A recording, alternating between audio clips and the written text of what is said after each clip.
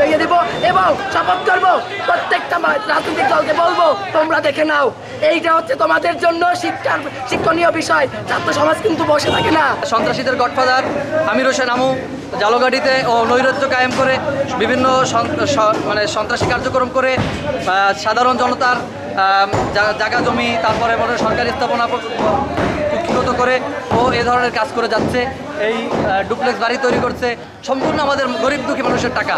আমরা আমাদের নিজস্ব সম্পদ আমরা উৎখাত করতেছি।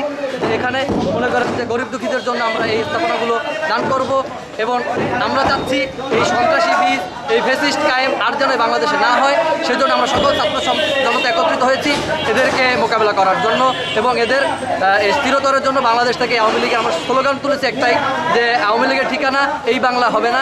আমরা এই স্লোগানকে সামনে রেখে আমরা এই ধরনের কার্যক্রম করতেছি।